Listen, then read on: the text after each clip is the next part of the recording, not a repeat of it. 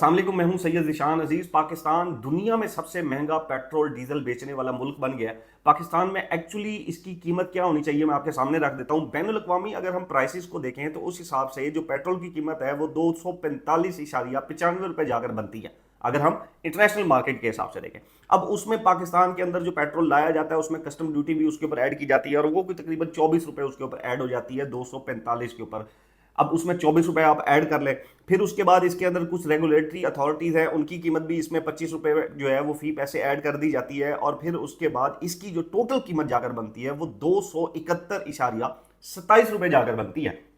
अब ये वो कीमत है जिसमें पाकिस्तानी गवर्नमेंट को एक्चुअली ये जो पेट्रोल है वो अपनी आवाम को देना चाहिए। अब इसके अंदर मजीद क्या क्या शामिल होता है वो भी मैं आपको साथ बता देता हूँ। अब ये पेट्रोल क्योंकि पाकिस्तान के मुख्तलिफ शहरों में भी पहुंचाना होता है तो उसकी इक्वलाइजेशन जो होती है डिस्ट्रीब्यूशन की, उसके लिए इसके अंदर कोई 7 रुपए 87 पैसे उसके अंदर ऐड के 52 पैसे उसके अंदर 7 रुपए 52 पैसे उसके अंदर ऐड किए जाते हैं। और जो ऑयल एंड मार्केट्स जो कंपनीज होती हैं उनका जो प्रॉफिट होता है उसका भी इसके अंदर जो है वो डाला जाता है। और पेट्रोल पंप्स का प्रॉफिट 8.64 रुपए, ऑयल एंड मार्केट कंपनियों का 7.87 रुपए इसके अंदर ऑलरेडी इस ये जो पेट्रोल की प्राइस है मैंने आपको 271.27 बताई है, ये इसके अंदर ऑलरेडी शामिल है।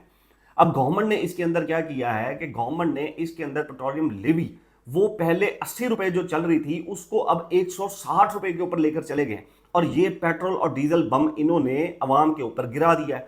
अब इसकी मैं आपको मजीद भी डिटेल बताता हूं कि जब इमरान खान साहब की गवर्नमेंट चल रही थी तो इमरान खान साहब की गवर्नमेंट में जो आलमी मंडियों में तेल की कीमत हुई थी वो $120 पर बैरल जो है वो जाकर पहुंची हुई थी। 115 भी थी, 120 भी थी, कुछ दिनों में 125-28 तक भी ये कहा जाता है कि ये गई थी। अब उन दिनों में इमरान खान साहब ने जो मैक्सिमम कीमत लेकर गए थे वो लगभग 150 रुपए फी लीटर लेकर गए थे और उसके ऊपर नून लीग ने यह तनकीद की थी कि इमरान खान साहब ने अवाम को जो रिलीफ दिया है आईएमएफ से लड़ाई करके किया है, आईएमएफ को नाराज करके इन्होंने रिलीफ दिया है और देखिए जी मुल्क को तबाही के दहाने के ऊपर पहुंचा दिया गया। और उसके खिलाफ इन्होंने महंगाई मार्च भी इमरान खान साहब के खिलाफ शुरू किया था कि देखें इमरान खान साहब ने इतनी महंगाई ज्यादा कर दी है कि अब अवाम का सांस लेना जो है वो उनका खाना पीना तबाह हो गया। अब इमरान खान साहब के दौर में जो महंगाई मार्च हुए और 150 लीटर पेट्रोल के ऊपर ये तनकीद करते थे, आज वही आईएमएफ की जो पॉलिसीज हैं उनके नीचे बिल्कुल ये हुकूमत लेट कर 458 रुपए के ऊपर पहुंच गई और ये 458 में नहीं मिल रहा। पेट्रोल 461 462 रुपए भी मिल रहा है। अब देखें आईएमएफ ने अगर पेट्रोल ही बढ़ाना है, आईएमएफ को क्या चाहिए? आईएमएफ को बेसिकली चाहिए अपना पैसा। अब वो पैसा कहीं ना कहीं से तो हमने देना है। अब गवर्नमेंट ने जितने अपने खर्चे कर दिए, अरबों रुपए के जहाज ले लिए, ब्यूरोक्रेसी के लिए पेट्रोल इन्होंने फ्री कर दिया, उनको बिजली इन्होंने फ्री कर दी, उनके लिए मराद फ्री कर दी, उनके लिए गाड़ियां फ्री कर दी, उनके लिए खानसामे फ्री हैं, यानी कि हर चीज के लिए कप उठाने के लिए भी उनके नौकर हैं, उनके घरों में भी मुलाजमों की फौज है। उन सब का पैसा किसने देना है? तनख्वाहों का पैसा किसने देना है? अवाम ने देना है। अब गवर्नमेंट को यह बेहतरीन चांस लगा कि जंग हो रही है तो क्यों ना इसके अंदर पैसा निकाल लिया जाए अवाम से और जंग के ऊपर वो डाल दिया जाएगा और फिर ये सारे का सारा जो पैसा हमारे पास इकट्ठा होगा वो हम अल्टीमेटली आईएमएफ को उठाकर दे देंगे। अब सवाल ये है कि अगर आईएमएफ का कर्जा उतारना है तो फिर अवाम को भी तो रिलीफ देना चाहिए ना। अब ये जिस तरह 10-11 अरब रुपए का जहाज लिया गया, ये जो सब्सिडी दी जा रही है हर ऑफिसर्स को पता नहीं कई कई सैकड़ों लीटर पेट्रोल मुफ्त दिया जा रहा है, उनको बिजली जो है वो मुफ्त दी जा रही है, उनको उनके खानसामे फ्री हैं, उनकी गाड़ियां मुफ्त हैं, फिर अपनी नेशनल असम्बली पंजाब असम्बली के अंदर अपनी मराद और तनख्वाह में कई कई गुना इजाफा किया गया, सेनेट के अंदर भी कई कई गुना इजाफा किया गया है। लेकिन इस सब के बाद सब कुछ ठीक है, यानी कि अगर अवाम से बात की जाए तो फिर क्या आता है, और सब ठीक है, कहते हैं जी बिल्कुल ठीक है। इसकी मिसाल मैं आपके सामने रख देता हूं कि एक पिंड का चौधरी था और वो जो पिंड का चौधरी था वो कुछ दिनों के लिए बाहर गया, तो जब वो वापस आया तो उसको रास्ते में नौकर मिला, तो उसने नौकर से पूछा कि सुनाओ भाई और सब ठीक है? तो नौकर ने उसने बोला, उन्होंने कहा चो साहब और सब ठीक है लेकिन थोड़ा जेड़ा कुत्ता है ना वो मर गया। तो चो साहब परेशान हो गए। चो साहब ने कहा जी कुत्ता मेरा किवें मर गया? उन्होंने कहा जी होर तो सब ठीक है लेकिन कुत्ते थोड़े ने घोड़े का गोश्त ज्यादा खा लिया सी थोड़े। उन्हें कहा है मेरा घोड़ा भी मर गया, वो किवें मरिया? वो उन्होंने कहा जी थोड़े घोड़ा जड़ा ना हवेली की छत डिग पई सी, नीचे गिर पड़ी छत और घोड़ा उसके नीचे दबकर मर गया, बाकी होर सब ठीक है। तो चौधरी साहब वहां पर बहुत परेशान हो गए। उन्होंने कहा मेरा घोड़ा भी मर गया तो हवेली की छत भी डिग पई, वो किवें डिग पई? उन्होंने कहा जी हवेली की छत इवें डिग पई कि तुहाडी जिहड़ी बीवी है ना ਉਹਦਾ जनाजा सी ਤੇ ਉਹਦੇ ਉੱਤੇ बहुत ज्यादा लोग इकट्ठे हो गए और वो प्रेशर नहीं बर्दाश्त होया तो वो छत जरिए डिग गई, बाकी चो साहब होर सब ठीक है। चो साहब वहां पर रोने लग पड़े। उन्होंने कहा मेरी बीवी भी मर गई है। उन्होंने कहा हाँ जी वो किवें मरी? ਤੇ ਨੌਕਰ ਨੇ उनको कहा कि चो साहब बीवी ने ਤੇ ਜਿਹੜਾ ਹੈ ਉਹ ਮਾਲਕਨ ਨੇ ਮਰਨੇ ਸੀ, ਜਦੋਂ ਤੁਹਾਡੇ ਜਵਾਨ ਜਿਹੜਾ ਮੁੰਡਾ ਹੈ ਉਹਦਾ ਜਨਾਜ਼ਾ ਚੁੱਕਿਆ ਗਿਆ ਤੇ ਉਹਨੇ ਮਰ ਹੀ ਜਾਣਾ ਸੀ। अब वो चौधरी साहब वहां पर चीख चीख कर रोने लगे। उन्हें क्या, वो मेरी बीवी मर गई, मेरा बेटा भी मर गया। वो मेरा बेटा क्यों मर गया? उन्होंने कहा जी ਅਸੀਂ ਜਿਹੜਾ ਨਾ ਉੱਥੇ ਦੇਗਾ ਪਕਾ ਰਹੇ ਸੀ तो ਅੱਗ ਜਿਹੜੀ ਹੈ ਨਾ ਥੋੜੀ ਜਿਹੀ ਜ਼ਿਆਦਾ ਲੱਗ ਗਈ तो ਅੱਗ ਨੇ ਹਵੇਲੀ ਨੂੰ ਫੜ ਲਿਆ ਤੇ ਹਵੇਲੀ ਪੂਰੀ ਸੜ ਗਈ। ਬਾਕੀ ਜੋ सब टेंशन ना लो, थोड़ा ਜਿਹਾ रफड़ ਜਿਹੜਾ है पै गया, थोड़ा ਜਿਹਾ मसला पै गया, और सब ठीक है। अब ये जो गवर्नमेंट है वो भी इसी तरह कह रही है, वो ये कह रही है जी हमने पेट्रोल बढ़ा दिया लेकिन और सब ठीक है। कैसे ठीक है? हमने ट्रांसपोर्टेशन भी फ्री कर दी, मोटरसाइकिल वालों को हमने कुछ माह के लिए कुछ लीटर पेट्रोल भी हमने दे दिया।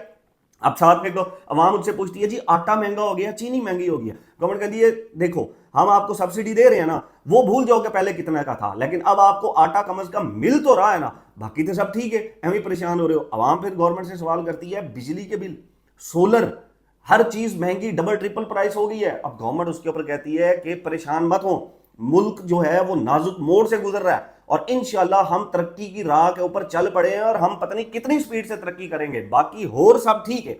और अब जब हम आवाम से जाकर मार्केटों में, शॉपिंग प्लाजा में, दुकानों में बाहर जाकर पूछते हैं कि अवाम जी आप बताएं और सब ठीक है, तो अवाम की आवाज नहीं निकलती, खौफ से, डर से, परेशानी से। वो कहते हैं जी हाँ जी हमारी जो इकोनॉमी है वो तबाह हो गई, घर में खाने को कुछ नहीं है, बच्चों के स्कूल बंद हैं, बाहर निकल नहीं सकते, पेट्रोल महंगा हो गया, आटा, चीनी, गैस महंगी हो गई है, बिजली महंगी हो गई है, सोलर के ऊपर टैक्स लगा दिया है, भैंसों का गोबर करने के ऊपर टैक्स लगा दिया, सोशल मीडिया से पैसा कमाते हैं उसके ऊपर टैक्स लगा दिया गया, हर चीज के ऊपर टैक्स लग गया है, बाकी होर सब ठीक है, साडा इन्ना को मसला नहीं रह गया। और फिर अवाम से जब पूछा जाए, ये जो नून लीग के सपोर्ट रहे हैं कि हाँ जी मियाँ साहब दे नारे वजनगे तुसी दसो, तो बाहर खड़े होकर ये बिल्कुल ऐसे ही कहते हैं कि जी बिल्कुल जी मियाँ साहब दे नारे बिल्कुल वजने ने और मियाँ साहब दे नारे वजने चाहिए ने। और जब घर जाते हैं तो भूखे होते हैं, घर में जाकर गालियां पड़ती हैं घर वालों से कि किधर है कमाई, किधर है।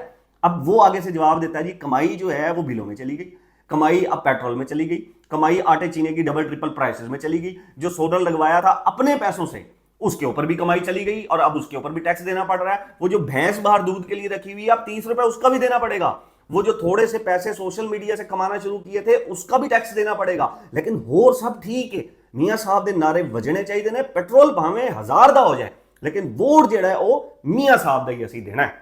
ये इस वक्त जो है वो पाकिस्तान के अंदर सिचुएशन है। और अगर आप सिर्फ ये जो पेट्रोल की प्राइसेस को देखा जा रहा है, अब गवर्नमेंट ने इसके अंदर कुछ रिलीफ भी दिया है। पब्लिक ट्रांसपोर्ट को मरियम नवाज साहिबा ने भी, वफाक ने फ्री कर दिया है कि पब्लिक ट्रांसपोर्ट फ्री हो जाएगी, मोटरसाइकिल को भी सब्सिडी दे रहे हैं और कुछ पब्लिक ट्रांसपोर्ट को सब्सिडी भी दे रहे हैं। लेकिन सवाल यह है ये सब्सिडी सिर्फ सफर करने के ऊपर है, क्या ये सब्सिडी आटे के ऊपर भी है?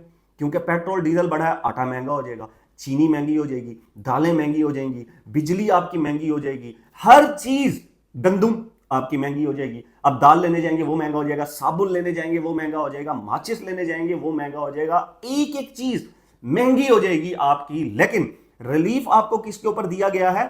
पब्लिक बस ट्रांसपोर्ट के ऊपर दिया गया है कि यहां से वहां जाना है उसके ऊपर रिलीफ है। बाकी आपकी पूरी तनख्वाह, ये जो हमने आपके ऊपर मिसाइल गिराया है, पेट्रोल और बम वाला, ये जो डीजल बम भी हमने आपके ऊपर गिराया, सिर्फ यही आपके ऊपर हमने गिराया, बाकी होर तो सब कुछ ठीक है।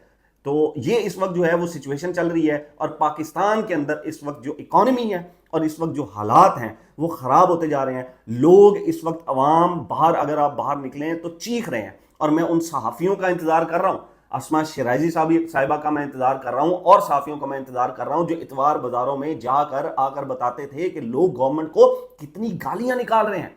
मेरी उनसे दरखास्त है कि एक दफा अब जरा बाहर जाकर निकलें और इसको सेंसर नहीं करना आपने, बिल्कुल एग्जैक्ट वही चीज आकर आपने बतानी है जो जो गालियां उनको पड़ती हैं। क्योंकि जिस मुल्क में नेशनल टीवी के ऊपर एक साबिक वजीर आजम की बीवी, उसके अयाम मखसूसा, ये सब डिस्कस हो सकते हैं, तो फिर वहां उस टीवी चैनल के ऊपर अवाम की तरफ से हुकूमत को जो गालियां पड़ती हैं वो भी वहां पर बगैर सेंसर किए नशर की जानी चाहिए। बहरहाल जी अब तक के लिए इतना ही। नेक्स्ट व्लॉग तक अपना और अपने चैनल का ख्याल रखिएगा। अल्लाह हाफिज।